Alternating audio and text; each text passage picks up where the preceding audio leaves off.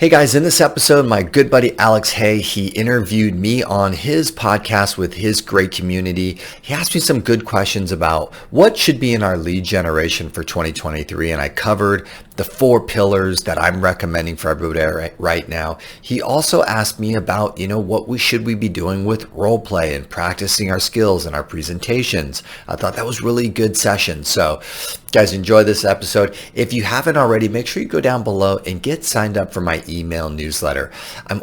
I write it myself and I only put the best of the best in there. I've got a lot of stuff that I'm really excited about sharing with you guys here in 2023. So make sure you guys sign up, check it out. Enjoy this episode. Have a great day. All right. Welcome to another episode of the Coach and Role Play podcast. Today I have an incredible guest. Big part of my current coaching plan is saying no, you can't do that. No, I don't care about that last event that you went to and the 6 things that you're excited about. We still have to stay the course on the 2 or 3 things that really make all the money and just continue to get better at those and make those more kind of replicatable, scalable before we can add that next great idea. That's like a majority of my coaching these days. It's just getting people to stay on the idea and the focus of what the agreement was. This is what we're going to do. Here's what you actually do that works, and here's how you make money, and to make sure that we are doing everything in our power to scale what they are already good at. A lot of people actually, I think for a lot of the newer agents that might be out there, or the agents that are kind of in that in-between, Alex, they actually don't know what they're good at yet, and they don't know what actually works in their marketplace. In the business planning season, this is the time to recognize what that is. You do a transaction by transaction audit, and you have to be very mindful. How did I get this client? What did I do? How did that work? Was it face-to-face? Was I good over the phone? Was it a buyer? Was it a listing? What type of lead type was it? And if we can kind of identify what's working in your marketplace, plus when do you perform really well? When are you natural?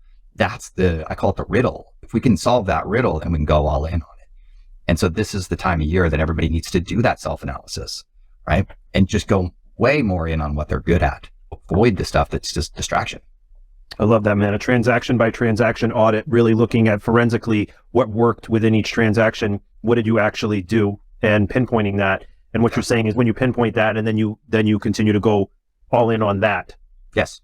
Now, how do we get training coaching to expand that and create more opportunities to have me in a position where I'm successful? How do I from the success, how do I, get 2 or 3 more transactions or more clients from that one success? And so it's like, how do we really double and triple down on those efforts as opposed to adding new things to the equation, complete new systems, complete new lead generation? That's where all the failure is. Where the failure happens, taking on things, this is what I'm hearing, taking on things past where you already know you have success. And where as an entrepreneur, which I think real estate agents are, right? And you want to try new things and risk. How do you move through that? How do you move through where it's like, this is working really well, but I want to scale or I want to grow. So I believe I need to add some other things. How do you minimize that failure within that? One quick analogy for one client that is a great client of mine who I think is my longest Tom Ferry coaching client. I think we've been working together now, I think 9 years. That EXP agent, Mike Atkiss over in New Jersey. Mike is a high entrepreneur, exactly like you said. He has a very high risk tolerance. But what I love about Mike is he'll try the new thing, but we will evaluate its success within 90 days, and he is fast to shut it down or to pivot. So the high entrepreneur, as long as they can try the new thing, but as long as they shut it down within 90 days, if it's not working, and cancel the service, and and make sure that you negotiate up front. Let's say if you bought something very expensive and you're going to give it a run, that's fine. So with Mike, we've tested thousands of things with him, but he's fast to shut it down when it's clear it's not going to work. And that is, and it's through that evolution of the failure where you learn the lessons, you learn what works and you learn what doesn't, and you just keep going. With him, I have to then shut him down once we know what works is to go deeper. But, he kind of has that mentality where he just wants to keep trying the next thing. What do you find, because you've seen now you've seen decades of different coaching styles and what's the latest and greatest and newest. What do you find is still working? What I'm basically doing with everybody is we have to have a past client center of influence, repeat and referral plan, period, right? And whether or not that's to expand your sphere if you don't have one, If you're new, how do we earn trust and respect from your community so that they can see you as really a real estate professional that has some value, right? But we got to figure out how to increase quality engagement with our community and expand our business there. Number two, my foundation is some version of a geographic farm, right? We all should be figuring out how to get more listings and business within a geographic region in which we live. It doesn't make sense that we don't list and sell more properties within the proximity of the area that we live in, right? You know the marketplace inside and out. You are the best pro for that area because you live there. You know everybody, you know everything. You actually have the highest value to the customer, whether or not it's a listing and or a buyer. And so how are we meaningfully scaling that business and getting more market share within the geographic territory that you live? Starting small, going big, it doesn't really matter. That's foundation number two. Foundation number three for me is really the digital marketing game. How do we have meaningful online lead generation and conversion? And the mission that I've always been on, which is really the mission of really more of what I now refer to as the inbound agent, where we're doing more content education marketing, and that is attracting new clients. And then we actually increase the conversion rate versus low cost pay-per-click style. People don't know me, and then I try and get on the phone and convert a stranger. So I've been having a lot more fun in the digital marketing space to build out more of the kind of SEO per se, inbound lead generation. Okay. Google Business Profile, YouTube, website, right? It's the Google trifecta is what I'm working on. So digital marketing. Social media, I've not seen to ever really be truly a success platform. Contrary to what everybody talks about, I don't see it. I feel like it's a monumental waste of time because I don't have an exact formula. I can't measure exactly, do these 6 things and you will create clients. And if there's no framework or a sales funnel for how to create a client, then as far as I'm concerned, then I'm wasting my time. Now, did I generate a lot of sales from social media? Yes, but one very specific way, agent to agent referrals. So if I actually, if we looked at Alex and we interviewed, the 50 most successful agents on social media, and you asked them one clear question, what percentage of the business that you garnered from social media was an agent-agent referral versus someone organically inside of your community discovering your social media platform and calling you to work with them? It'd be overwhelming agent-agent referral every single time. And that's why all the top agents love doing it, is because that's where all the agents are. And so if you're running a social media game plan and you're not mindful of agent referrals, I feel like you're probably wasting a ton of time and money. Versus the Google trifecta, Google Business Profile, it's exactly clear what to do there, right? YouTube SEO, it's exactly crystal clear there. It generates huge amounts of income. I interviewed Ken Posick on my YouTube channel. He did, 38% of his business this year is leads that reach out to him who found him on YouTube. And I think it's somewhere in the realm of 1.6 million in GCI, which represents the 38%. That is a very specific and clear formula. I'm teaching it all nonstop to all my clients, helping people scale up and make huge amounts of money for free. It's great. Website SEO works like a charm if you actually understood it. So those are clear digital marketing pathways to success, right? And then leveraging email marketing to be able to support those efforts. It's really easy stuff. Took me 5 years to figure out how to get it done. The models are there for us today. So digital marketing is the last one. And then of course, number 4 would be, what is your direct to consumer strategy? So direct to consumer, are you a prospector, right? I have quite a few great prospectors in my, this is going to be a great year for expireds. It's going to be a great year for FSBOs. It's going to be so fun. Last 2 years, it was phenomenal for the absentee owners. We killed absentee owner phone calls and we generated tons of great listings from absentee owners. And or, this open houses will become a thing again. So direct to consumer at the open house, pick up the buyer and go sell them a house, meet some more neighbors, try and get a listing appointment from meeting the neighbors from the open house. So we need to have a direct to consumer that you can just lean on, right? If all of the rest of the stuff is not working, you've got nothing to do. You do the direct to consumer game. Some people will be higher, more business with past clients here. Some people more business geo farm. Some people pick on digital. Some people are really good with their direct to consumer. It doesn't really matter, but those are kind of the 4 main lead generation plans that I'm working on. Everybody's got to be more mindful about how they choose that coach, trainer, group, community, leadership, and do a little bit, kind of Gary Vee, more self-awareness about who you are, your strengths, your weaknesses, and then what business model makes the most sense for you, short-term versus long-term. I have to believe that you believe that ongoing coaching, whether it's your first year or your 30th year, are we on the same page with this, that you believe that you should have coaching no matter what point you are in your career? Absolutely. I want more coaches in more aspects of my life. You know what I mean? I don't want less. There is someone who is a model, right? Like my last coach with Tom Ferry, he had a very specific expertise, and I wanted him as my coach to help me to make progress with that expertise, right? And so sometimes that's a really good choice. You know, as we get older and more seasoned in the business, you're looking for specific expertise, right? Or if you are newer to the business, you really need someone to kind of help you make quality decisions and to help you kind of narrow your focus and to make money and to start getting this business rolling. So maybe it's a lead generation, you know, expert that can really help you build your confidence and grow your income. Some people need that kind of personal development coach. You know what I mean? Like, my life's kind of in shambles. I'm talented, but you know, I need someone to really help me through some of my challenges, help me through some of my mindset issues, help me to, you know, kind of achieve my personal performance greatness, right?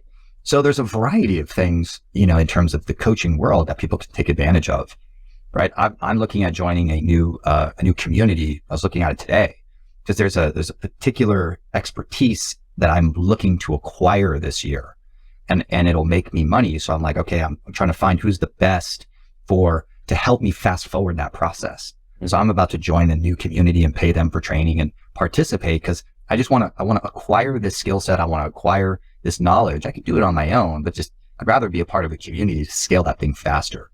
I'm planning on next year paying Daryl Eves has a training program, and it's $5,000 for 13 weeks because he is, you know, world-class YouTube expert of the world. And he works with, you know, Mr. Beast, you know, so it's like, yeah, I'm going to pay him $5,000 to be a part of his training program to kind of figure out how I can speed up my YouTube strategy. Right. I love that, man. I mean, it's the old school stuff. No matter what, the past clients and the geo farming, that should be a cornerstone of anyone's business. Just kind of backtracking a little bit. Like I love the four. So we got the past clients, geo, digital marketing, and then you brought in social, but also then kind of the direct to consumer in there as well. Would you say the two cornerstones would be the sphere, past clients, or if you don't have any past clients, really cultivating your sphere, getting that marketing out to them directly, geo farming, and then start working on the digital stuff? Right now, as I'm going through each one of these pillars with all my coaching clients, I'm just like, digital marketing's last, right? Because I need to make sure that their past client sphere is generating enough income, their geo farms are generating enough income, their direct to consumer, whether that's open house or expired or FISBO, whatever it is, absentee owner, make sure that foundation is solid. Because the digital marketing stuff takes forever to kind of build those skills and build up the asset to where it starts to really perform.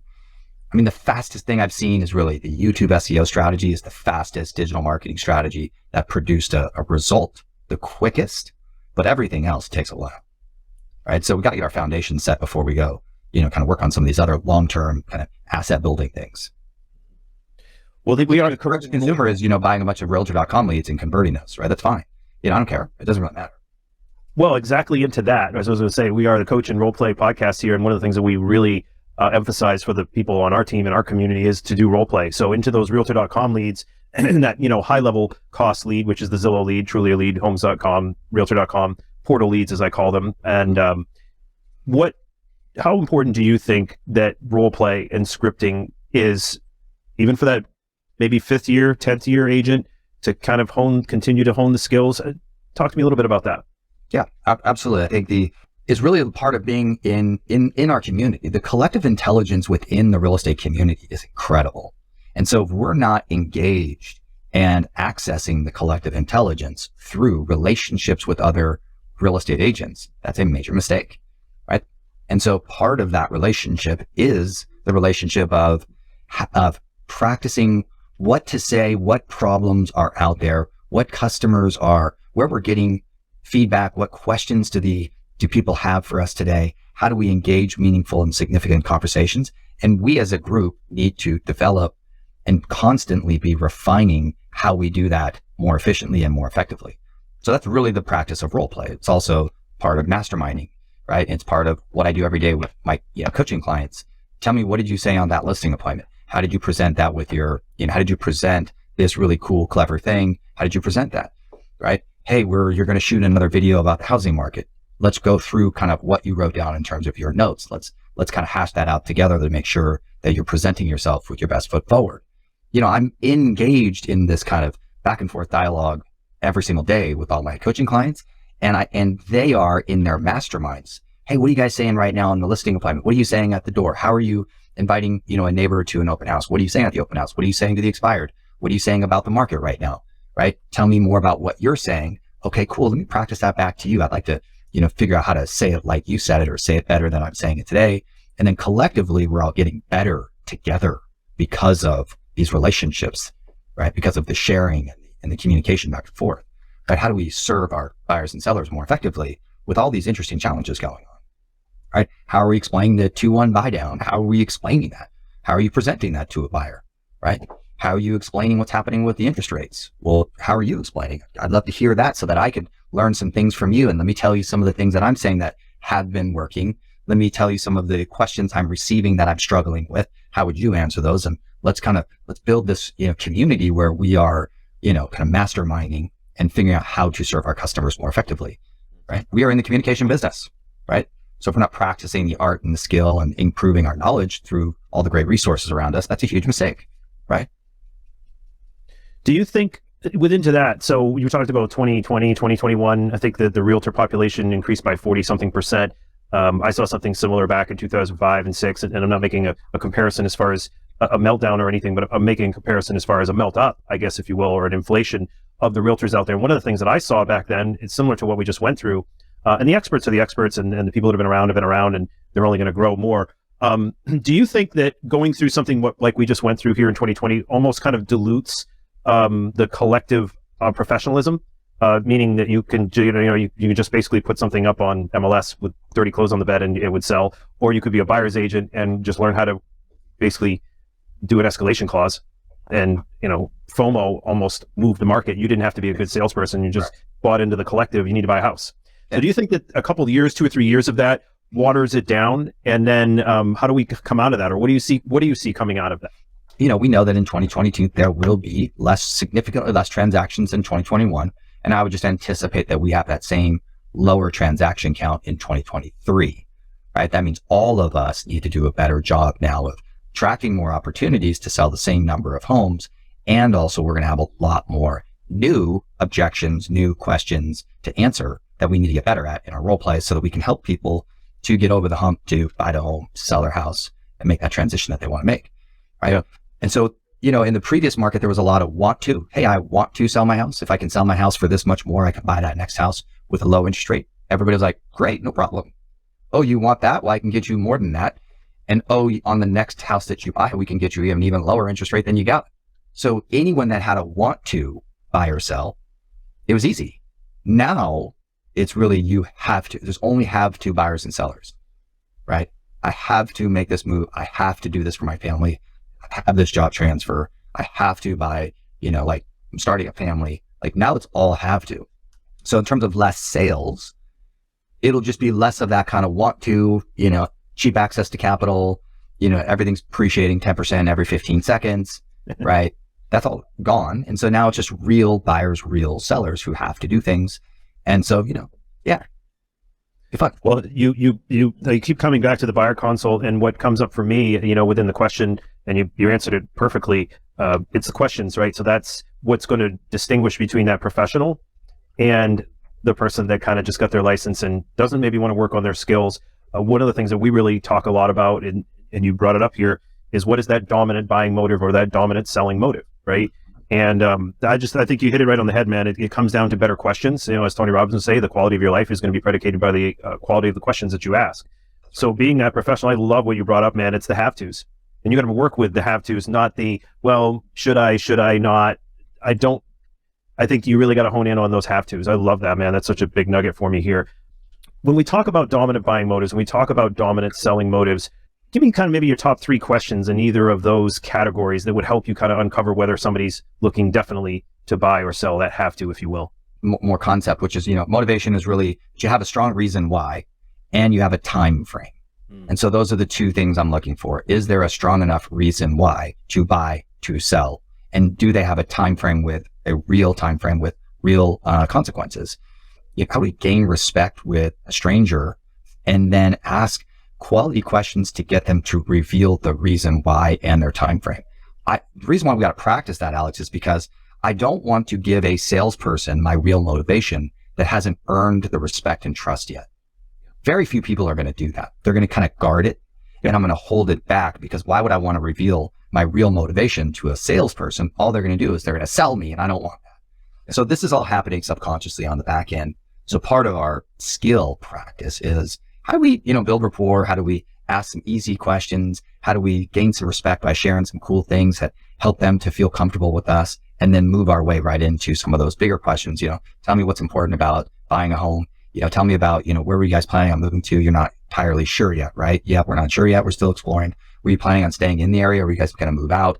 That's the big question these days. Yeah, we're probably going to move out of the area. That's great. Well, what are some of the areas that you guys are exploring right now?